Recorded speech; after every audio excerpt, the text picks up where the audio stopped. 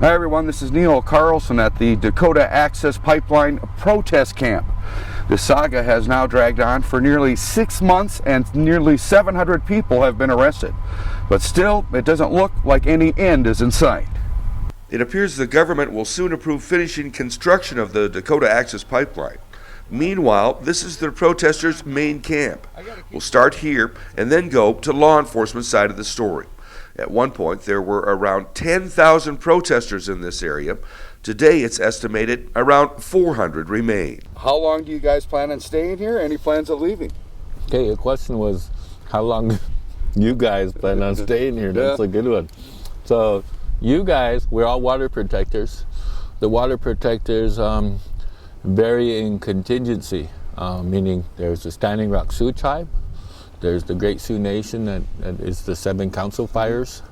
There's other IRA government or tribal entities that have lended support here with the flags, and they're concerned even about their environment and big business, you know, like always stepping on us, and then even the major population. So there's also environmentalists here.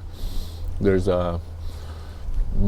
people come here from all over the world. I think my own opinion is they come here because they've seen us Indians get pushed around too much. Actually, we're part of this environment.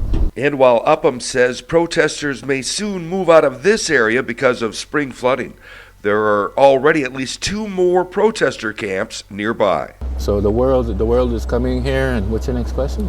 So what I'm hearing from you is that maybe quite a few of you might leave before spring, but a few are staying, and then you may return.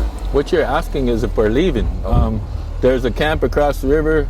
There's a Rosebud camp that's moving to higher ground. They're not leaving. They're just leaving that little place and moving half a mile away. The movement the movement is staying. We might just like go to the next block, over, or go to the next couple acres over, so that we're not in a floodplain, or we're not on private land owned by non-Indians, and then maybe we're on private land owned by Indians, and we're not asked to leave without somebody's permission to be there.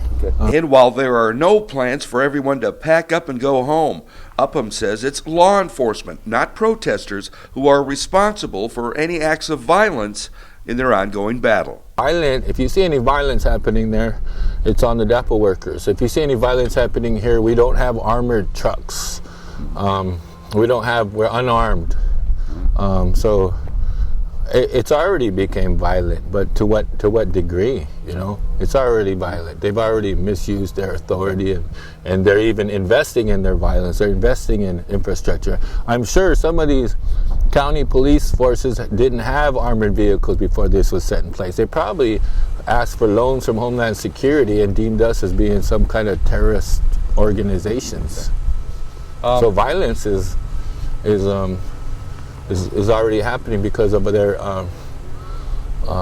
their disregard for our prayer. From the Dakota Access Pipeline protest camp near Mandan, North Dakota, I'm Neil Carlson reporting for iNewZ.TV.